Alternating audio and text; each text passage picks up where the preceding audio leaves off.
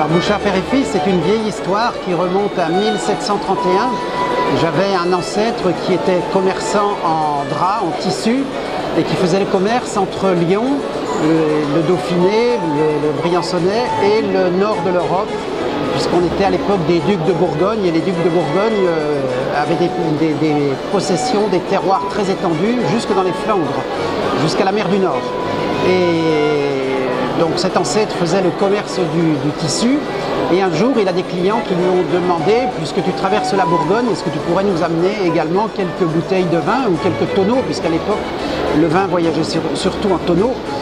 Et donc il a mis dans ses chariots quelques tonneaux, quelques pièces de vin qu'il a montées. Petit à petit, le commerce du vin est devenu plus intéressant que le commerce des tissus. Et il a développé ce commerce, et un jour il a posé ses valises à Beaune, il s'est installé à Beaune. Il a continué à faire du commerce, donc ça c'était entre 1731 et 1750. Et puis petit à petit, il a connu les meilleures parcelles, il a vu quelles étaient les meilleures origines de vin. Et il en a déduit qu'à Volnay, il y avait de belles opportunités. Donc il a acheté un domaine à Volnay en 1775.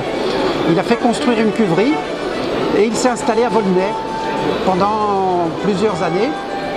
Et puis petit à petit, il a racheté des vignes.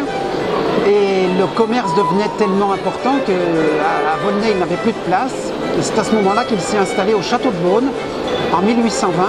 Et il a pu prendre possession des 4 tours du château de Beaune qu'il a aménagé, qui n'étaient pas du tout aménagés à l'époque comme des caves de vieillissement. C'est lui qui a eu l'idée d'utiliser ces murs de 8 mètres d'épaisseur pour stocker ces vieilles bouteilles et pour les faire vieillir. Donc voilà l'origine. Ensuite, le domaine s'est étendu au fur et à mesure des années.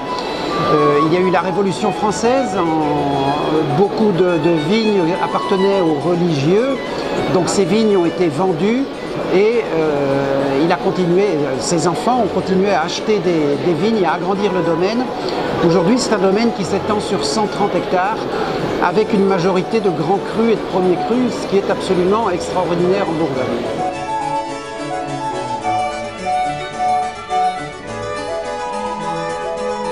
Donc on arrive en 1995 avec des difficultés financières, un très grand nombre d'actionnaires dans la famille Bouchard, des stocks qui coûtent très cher à financer, un coût de l'argent qui est important, et la famille Bouchard décide de céder le domaine et toute l'exploitation à la famille Henriot, qui reprend l'intégralité, qui conserve les équipes techniques et qui agrandit encore le domaine par l'achat de quelques très belles cuvées et très belles parcelles de vignes dans les Clos-Vougeot, dans les Bonnes-Mares, en Côte de Nuit, puisque Bouchard était surtout implanté en Côte de Beaune au départ.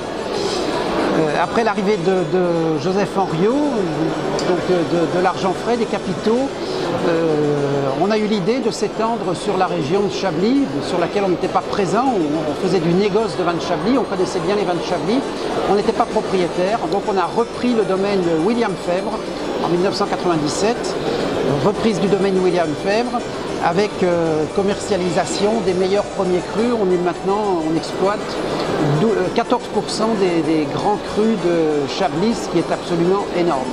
Il y a 100 hectares de grands crus à Chablis, on a 14 hectares. plus de très grands premiers crus comme les Preuses, comme la Fourchaume.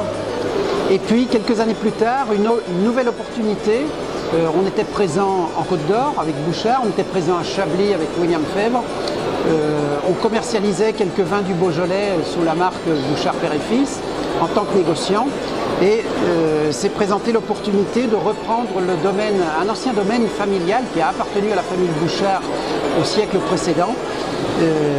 C'est le château de Fleury, Villa Ponciago, qui est une ancienne exploitation romaine, une exploitation de 50 hectares, un peu moins de 50 hectares de vignes, entièrement plantées en gamay et entièrement en appellation Fleury.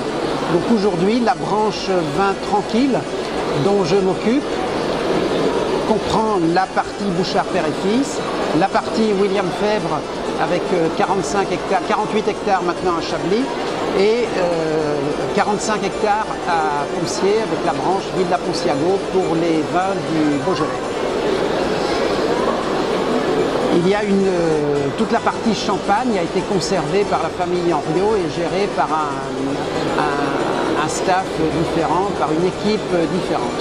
Mais il y a une grande synergie en Côte d'Or, entre la Côte d'Or, Lyon et le Beaujolais, une grande synergie entre les équipes techniques qui sont les mêmes et qui vont d'un vignoble à l'autre. On est à 1h15 de voiture, donc c'est très facile, c'est très simple.